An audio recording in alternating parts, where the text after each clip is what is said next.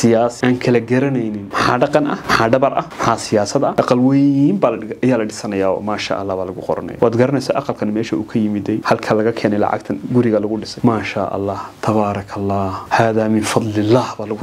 sumadeeniye abal horeeya dhaqankeeniye abal horeeya sitidaydiye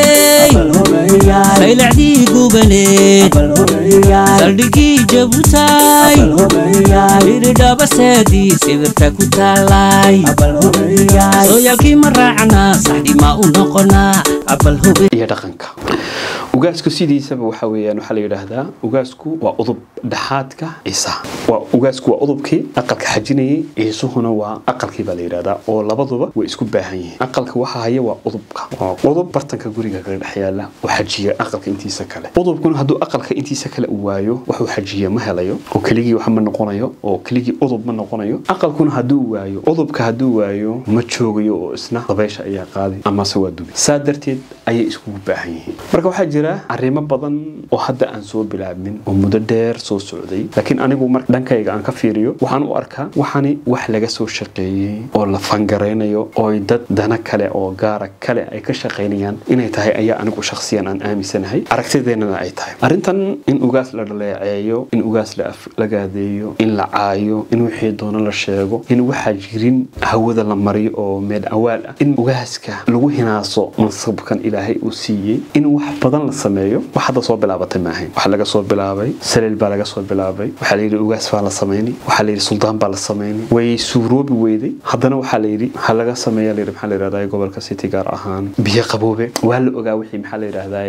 dhacay iyo sidii la sameeyay iyo si loo bumbuunay iyo halkay ku soo dhamaatay marka ugaaska ilaahay ayaa doortay laba qof ama saddex qof ama afar qof ama 10 qof ama qaar isa soo baahaystay ama qaar fikrado kale gudbinaya ama qaar la soo dhaxmaray oo dad kale ama cid kale ay dabada ay ka riixayso waxba kama bedeli karaan wax ay ka bedeli karaan ma jirto laakiin waxaad ogaatiin qof kastiba waxa u qarsoon ayaa u soo baxay in badan ayaan soo baranay arag badan ayaan oo siyaasadooda iyo aragtidooda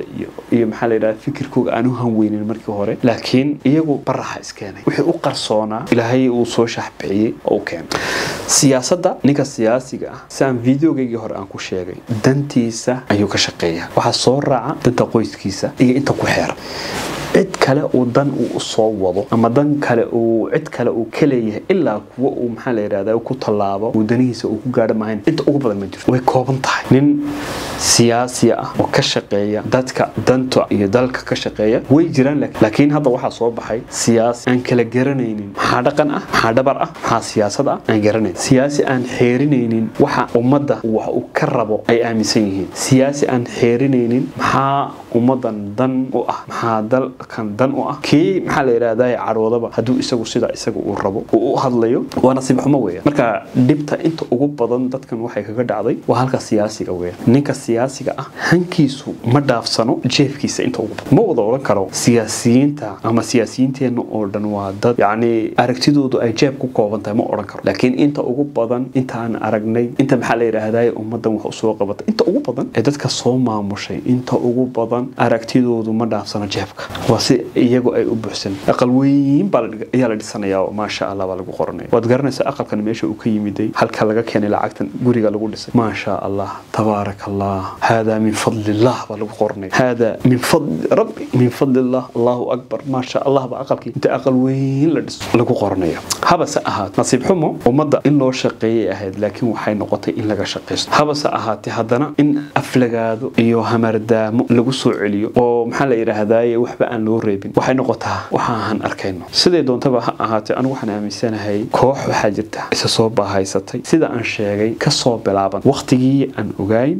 maxaa la yiraahdaa la oran jiray sultaan baa laga sameeyay salal sultaan baa laga sameeyay xariira sultaan baa laga sameeyay maxaa la biyo qaboobe ilaa maantadaas koox is abaabulan dabada laga wado la fangareynayo dad kale ay wadaan dana gaar kale ummadan in la baabi'iyo la kala furfuro waa ummadda kale haatay ee leeyahay geeska Afrika oo dhan geeska hadda Afrika oo dhan xidhan oo reerka kala haatay ee lagu tuhmayo inay leeyihiin hal ugaas oo kala dambeeyaan marka sadarteed waxa dhaxda iyo dhihishaba loo soo xidhay in dadkan la kala furfuro qaabka kala haatay ee lagu kala furayana waa taas weeyaan waxana nasiib xumo ah in nin mas'uul ahaa shalay systemka ku jiray ka shaqeynayay maxaa la yiraahdaa systemka dawladnimo ku jiray mas'uul ahaa maanta in uu la soo fariisto uu yiraahdo in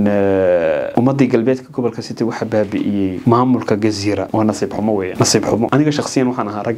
raggaas waqtigaas ay dhibaatadu ay gobolka City ay ka jirtay ama galbeedka ay ka jirtay rag laba koox bay ahaayeen inkuna waad garanaysiin qof kasta oo siyaasadooda iyo sida ay wax ahaayeen waqtigaas ka warqabay way ogaayeen laba koox bay rag ahaayeen labada kooxina waxay isku hayeen oo kala haatay siyaasadooda waxaan qasab ah labada koox in laga adkaado oo kooxdii laga adkaaday maanta maxaa la yiraahdaa waxa ay ku hadlayaan aad u jeetiin marka labada koox bay ahaayeen kooxna waa laga adkaaday kooxna waa taasina waa wax dabiici oo meel kasta laba kooxood haday isqabtaan ama laba qof haday isqabtaan qof baa la ladgaa qofna uu ladgaa ka kale qof baa ayaa laga xog roonaadaa qof baa laga itaal badtaa qof baa bila itaal noqdo dabiici weeyaan taas laakiin waxa nasiib xumo ah in la taabto meel aan la taabanin in la aflagaadeeyo duubka ummadan waxaan aaminsanahay rag badan siyaasadoodu inay soo xidhan ana aaminsan ma dhaleelayo ma aflagaadeynayo laakiin waa kumanti anigu aragtideeda aan ka akhrinayo weeyaan siyaasadooda ay soo xidhantay hadeed waxaan aaminsanahay siyaasad dambe inayna hadeed ama dad hadhow dhageysan inkastoo maxaa la yiraahdaa Ethiopia ayna cid is dhageysanin cidna cid ay wax ka sugin kii la doonan la keeno kii la doonan la dhaadhiciyo sidii la doono laga yeelo habas ahaato ama aragtida shacab ha ahaato ama aragti maxaa la yiraahdaa midba inay jir sida iyagu ay rabaan ay tahay laakiin sidii shalay lagu aaminsanaa ee lagu dhageysanay ee lagu kacay ee madaxa iyo magacaaga kor loo qaaday waxaan aaminsanahay maanta inaan cid ku dhageysanin laakiin nasiib xumada dadkeena ku dhacday ee inagu dhacday waxa weeyaan inaanan kala garanayn laba arrin waa arrin dabar oo guud arrin waa arrin siyaasadeed waa arrin shakhsi waxaan aaminsanahay siyaasaddu inay tahay shakhsi gaar inay tahay waa aniga aragtideeda iyo sidaan uga iibinayo dadka siyaasigu waxa uu ololeeyaa waa sidii isaga jeebkiisa ay wax ugu soo noqdaan ee maaha in ay dadkan u wax geliyaan oo dadkan ay wax gashadaan ninka la arko in ummadda wax u qabanayo ummadda u soo jeedo danta ummadda uu ka shaqeynayo isla markaaba meesha laga saaraa oo waa lagu tukadaa marka sadarteed waxaan leeyahay shacabku indhaha kala qaada indhaha kala fura waxaad ogaatiin waxaan socda inayna wax yar oo kooban ayna ahayn balse ay yihiin wax ummadan la rabo in lagu kala furfuro oo lagu baabi'iyo marka la weerarayo ugaaskiina marka wax laga sheegay ee la aflagaadeynayo ee wixii la doono la sheegayo ee la soo dhaxmarsanayo ku iniga mida waxaad ogaatiin arrinkaasi arrin sahlan inuuna ahayn sheekadu 10 qof ee ina darraba ay joogto ina dibadda ay joogto ee isku xidhan maahan balse 10kan waa laga dambeeyaa oo dabada laga soo riixayaa marka waxaan leeyahay ha laga foojignaado arrintaasi arrin loo taagan yahay oo laga warqaba ha ahaato ugaaskana markasta anaka ayuu aabaha yahay anaka ayuu ugaaskayga yahay anaka ayuu duceeyahayga yahay anaka ayaa garab taagan qof kasta oo qof wanaagsan ah oo og waxa ay tahay isku xidhnaanshaha wada jirka wada noolaashaha ayaa ugaaska garab taagan maanta ma taagno waqtigii inta media la soo fadhiisto wixii la doono ugaaska lagu aflagaadeynayay ugaasku siyaasi maahan kursi kaama fadhiyo